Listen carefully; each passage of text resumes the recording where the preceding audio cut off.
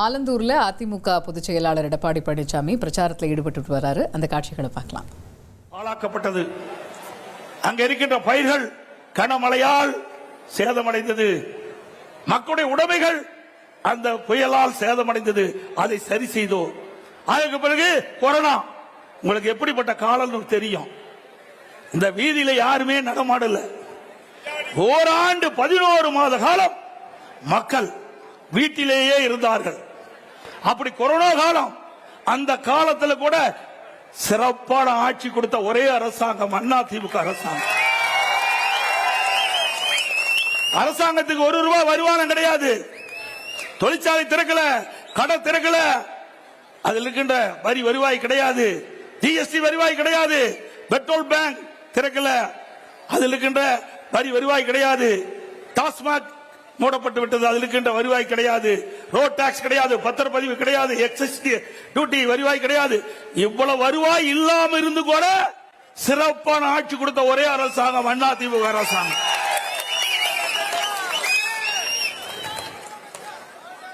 இன்று இதனை சிந்தித்து பார்க்க வேண்டும். அப்ப விலைவாசி உயரல, மக்கள் பாதிக்கப்படாம பாத்துக்கிட்டோம்.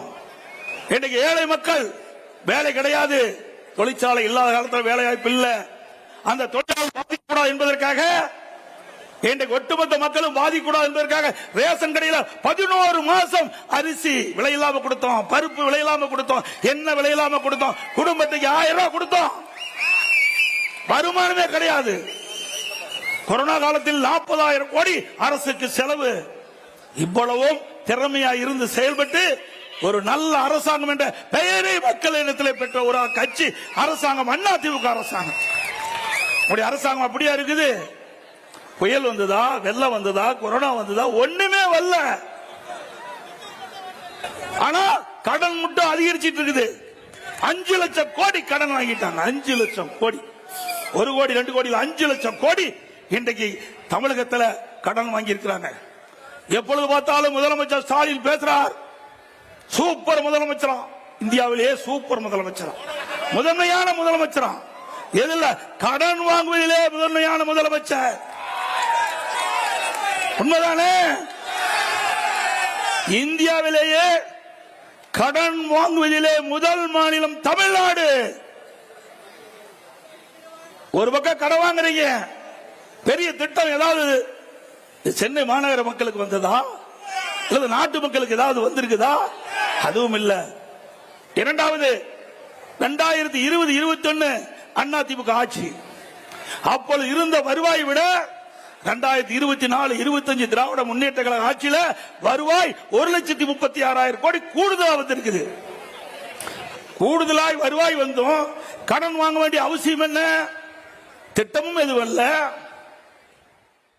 அப்படி வருமானமும் அதிகம், கடன் அதிகமாக வாங்கிட்டு இருக்காங்க. ஆக அத்தனையும் ஊழல், கலெக்ஷன், கமிஷன், கரப்ஷன். அதுதான் இந்த ஆட்சியுடைய சாதனை. சிந்திச்சு பாருங்க. அதிமுக ஆட்சிக்கும் திமுக ஆட்சிக்குள்ள வேறுபாடு. அதிமுக ஆட்சிக்கின்ற பொழுது மத்திய அரசோடு இணைந்து இணக்கமான உறவு வைத்த காலத்தினால இன்றைக்கு இந்தியாவிலேயே ஒரு திட்டத்திற்கு 63,000 கோடி பெற்ற ஒரே அரசாங்கம் அதிமுக அரசாங்கம். மெட்ரோ ரயில் திட்டம் கட்டம் 2 118 கிலோமீட்டர் ரயில்வே பாதைகள் அமைக்க 63,000 கோடி மத்திய அரசிடமிருந்து நாம் பெற்றோம்.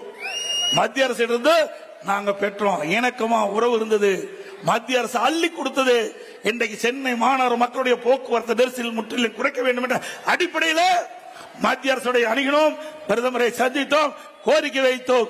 பிரதமர் அவர்கள் 63,000 கோடி மெட்ரோ ரயில் திட்டத்திற்கு நிதி ஒதுக்கப்படும் செய்து அறிவிப்பை கொடுத்து மாண்புமிகு உள்துறை அமைச்சர் மரியாதைக்கு அமித்ஷா அவர்கள் நேரடியாக சென்னைக்கு வந்து அடிக்கல் நாட்டப்பட்டது. இது அதிமுக வரலாறு, அதிமுக சாதனை. இப்படி ஏதாவது ஒரு சாதனை திமுக ஆட்சியில் பார்க்க முடிந்தா? எத்தனை பாலங்கள் கட்டி கொடுத்திருக்கிறோம், அற்புதமான சாலைகளை வடிவமைத்து கொடுத்திருக்கிறோம். தாம்பரத்திலிருந்து செங்கல்பட்டு வரை உயர்மட்ட பாலம் மத்திய அரசு அனுமதி வாங்கணும், கிடப்புல போட்டாங்க. இதுவரை நடக்கல. மீண்டும் அதிமுக ஆட்சி வந்தா அந்த திட்டத்தை தொடர்ந்து நிறைவேற்றி போக்குவரத்து நெரிசல் இல்லாம பார்த்துக்குவோம். அது மட்டுமல்ல, இன்றைக்கு சென்னை மாநகரை சுத்தி ring road, peripheral road AIADMK ஆட்சியில கொண்டாந்தோம். சுமார் 14,000 கோடி அந்த திட்டத்துக்கு ஒதுக்கப்பட்டு அந்த திட்டத்தை துவக்கியது நாங்க. இப்ப இன்னும் அந்த பணி நிறைவு பெறல. எல்லாமே அதிமுக ஆட்சியில் கொண்டு வரப்பட்ட திட்டங்கள். ஆனா திமுக ஆட்சியில் எந்த ஒரு புதிய திட்டத்தையும் இதுவரை கொண்டு வரப்படவில்லை என்பதை எண்ணி பார்க்க வேண்டும். அண்மையில் உங்களுக்கு நல்லா தெரியும், பத்திரிகை ஊடகத்திலும் பார்த்திருப்பீங்க, அமலாக்கத்துறை, நகர்ப்புற வளர்ச்சித்துறை, குடிநீர் வழங்கல் துறையில மிகப்பெரிய ஊழல். அந்த ஊழலை இன்றைக்கு அமலாக்கத்துறை கண்டுபிடித்து ஆதாரத்தோடு தமிழ்நாட்டில் இருக்கின்ற சட்ட ஒழுங்கு டிஜிபிக்கு அறிக்கையை அனுப்பிச்சு. 3 முறை அறிக்கை அனுப்புனாங்க. இதுவரைக்கும் எஃப்ஐஆர் பதிவு பண்ணல. நீதிமன்றம் வரைக்கும் போனாங்க. நீதிமன்றம் உத்தரவு பிறப்பிக்கப்பட்டு விட்டது. இன்றைக்கு அமலாக்கத்துறை கொடுத்ததை பரிசீலனை செய்து ஆதாரம் இருக்கின்றது. அந்த ஆதாரத்தின் அடிப்படையில் வழக்கு பதிவு செய்ய வேண்டும் என்ற தீர்ப்பை கொடுத்து கூட இன்னும் வாய்தா வாங்கி கொண்டிருக்கின்றார்கள் இன்றைக்கு நீதிமன்றத்திலே.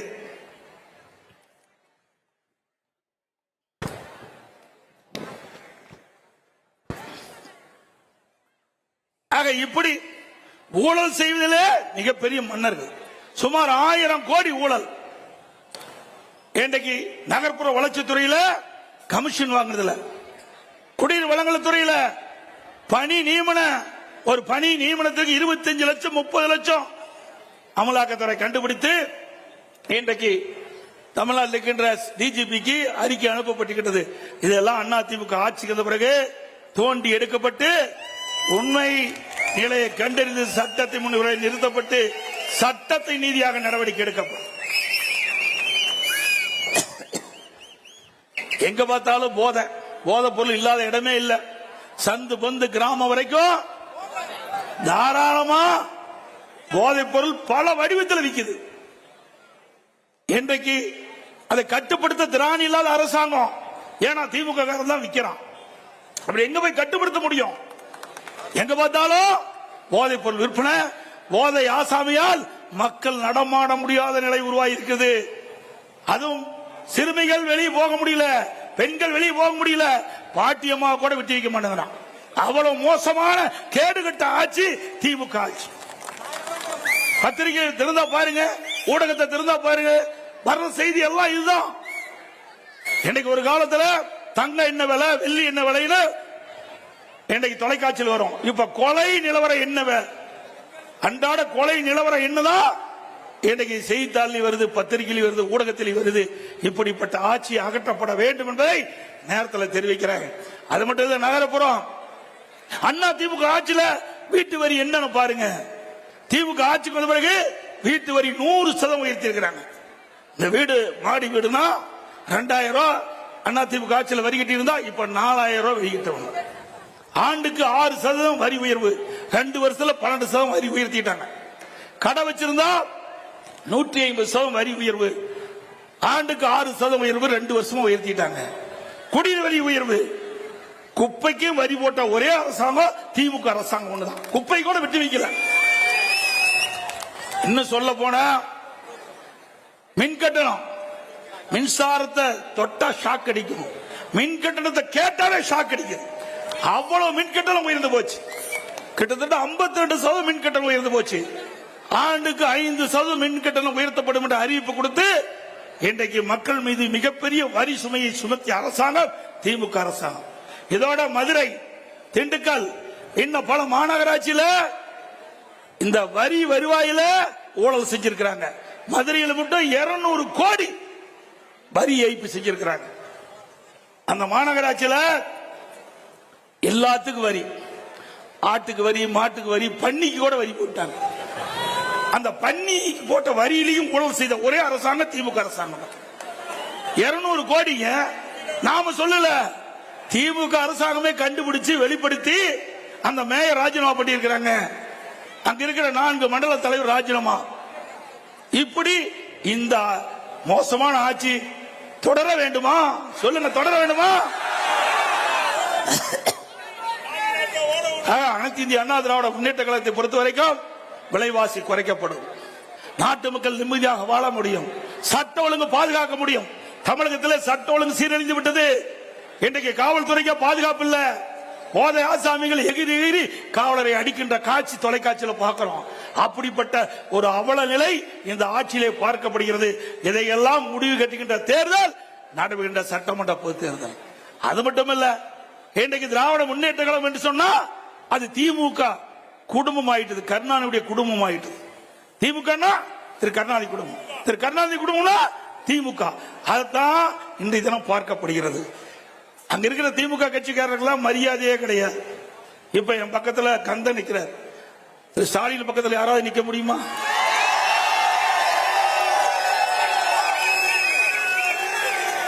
நான் அங்கே இருந்து இங்கே வந்தவன், கீழே இருந்து இங்கே வந்தவன், சாதாரண தொண்டை, கிளைக்கழக செயலாளர், ஒன்றிய செயலாளர், மாவட்ட செயலாளர், மாநில செயலாளர், எம்எல்ஏ, எம்பி, மந்திரி, அப்புறம் தான் முதல் மந்திரி, பிறகுதான் பொதுச் செயலாளர். இப்படி கீழே இருந்து மக்களோடு மக்களாக இருந்து ஏழை மக்களோடு படுகின்ற துன்பம், துயரம், வேதனை, மக்கள் படுகின்ற அவதிகள் முழுமையாக அனுபவ ரீதியாக அனுபவித்தவர். ஆகவே ஒரு ஆட்சி எப்படி செய்ய வேண்டும், எப்படி மக்கள் துன்பப்படுகிறார்கள், எப்படி வேதனைப்படுகிறார்கள், அதனால் அதை எப்படி நிவர்த்தி செய்வது அனுபவமாக நான் அறிந்த காரணத்தினால்தான் கொரோனா காலத்தில் கூட, கடுமையான நேரத்தில் கூட ஒரு சிறப்பான ஆட்சி எங்களால் தர முடிஞ்சது. அப்படிப்பட்ட காலத்திலேயே சிறப்பான ஆட்சி கொடுத்துட்டோம். இப்போது நீங்கள் எங்களுக்கு ஒரு நல்ல வாய்ப்பை தருவீர்கள் என்று எதிர்பார்க்கின்றோம். நல்ல வாய்ப்பை தருகின்ற பொழுது இந்த நாடே வியக்கின்ற அளவிற்கு, இந்திய திருநாடு தமிழகத்தை திரும்பி பார்க்கின்ற அளவிற்கு அற்புதமான ஆட்சியை நாங்கள் கொடுப்போம். என்னை பொறுத்த வரைக்கும் தெய்வ பக்தி உள்ளவன், தெய்வ பக்தி உள்ளவன், ஒவ்வொரு காரியத்தை தொடங்கின்ற பொழுதும் அதை சிறப்பாக செயல்பட வேண்டும் என்று தொடங்கப்படுகின்றவன். திரு ஸ்டாலினை போல அல்ல, இன்றைக்கு உழைத்து இந்த நிலைக்கு உயர்ந்திருக்கின்றேன். மக்களுடைய ஆதரவோடு இன்றைக்கு உங்கள் முன் பேசிக் கொண்டிருக்கின்றேன். திரு ஸ்டாலின் அப்படி இல்ல. 1989 திரு ஸ்டாலினும் எம்எல்ஏ, நானும் முதலா எம்எல்ஏ, அவரும் முதலா எம்எல்ஏ தான் நுழைகிறாரு. நானும் முதல்ல 1989ஆம் ஆண்டு மாண்புமிகு புரட்சி தலைவி அம்மா முதலாக தனியாக இயக்கத்தை தோற்றுவித்து சேவல் சின்னத்திலே போட்டியிட்டு வெற்றி பெற்று சட்டமன்றத்திலே நுழைந்தேன். அப்பொழுது திரு ஸ்டாலின் அவர்களும் அப்பொழுதுதான் சட்டமன்றத்துக்குள் நுழைகிறார். அவர் வந்த வழி வேறு, நான் வந்த வழி வேறு. அவருடைய அப்பா திமுக தலைவர், முதலமைச்சர், அழகா வெற்றி பெற்று உள்ள வந்தார். இப்படிப்பட்ட சாதாரண நின்னுகிட்டு இருக்கிறவங்க எவ்வளவு கஷ்டப்பட்டு மேல வர முடியும் என்று உங்களுக்கு நன்றாக தெரியும். அப்படி சாதாரண தொண்டனாக இருந்து நான் சட்டமன்ற உறுப்பினராகி பிறகு நாடாளுமன்ற உறுப்பினராக நான் தேர்ந்தெடுக்கப்பட்டேன். பிறகு அமைச்சராகிய மாண்புமிகு அம்மாவுடைய அமைச்சராகி பிறகு அம்மா என்னுடைய பணியை பார்த்து கூடுதலாக 2016ஆம் ஆண்டு நெடுஞ்சாலைத்துறையிலிருந்து பொதுப்பணித்துறையும் எனக்கு கொடுத்து அழகு பார்த்தார்கள். இப்படி படிப்படியாக உயர்ந்தவன் உங்களால் என்பதை இந்த நேரத்தில் தெரிவித்து, கடுமையாக உழைக்கக்கூடியவன், கொரோனா காலத்தையே சந்தித்து விட்டு அப்படிப்பட்ட ஒரு இக்கட்டான நிலை இப்பொழுது திமுக ஆட்சியில் இல்ல. ஆனாலும் அவர்களால் ஒரு சிறப்பான ஆட்சி கொடுக்க முடியல. நாட்டு மக்களிடத்தில் இருக்கின்ற பிரச்சனையை அவர்களால் தீர்க்க முடியவில்லை. ஒரு குடும்பமுடைய ஆட்சி தான் இன்றைக்கு தமிழகத்தில் இருந்து கொடுக்கின்றது. வாரிசு அரசியல் தான் இன்றைக்கு தமிழகத்தில் தலை தூக்கி ஓங்கி இருக்கின்றது என்பதை நீங்கள் எண்ணி பார்க்க வேண்டும். இதற்கெல்லாம் குடும்ப ஆட்சிக்கு முற்றுப்புள்ளி வைக்கின்ற தேர்தல், வாரிசு அரசியலுக்கு முற்றுப்புள்ளி வைக்கின்ற தேர்தல் வைப்பீங்களா? ஒரு சுதந்திரமாக மக்கள் செயல்படக்கூடிய ஒரு நல்ல ஆட்சி தமிழகத்திலே மலர வேண்டும் என்றால் அது தேசிய ஜனநாயக கூட்டணியிலே அங்க வைக்கின்ற அண்ணா திமுக மீண்டும் ஆட்சிக்கு வர வேண்டும்.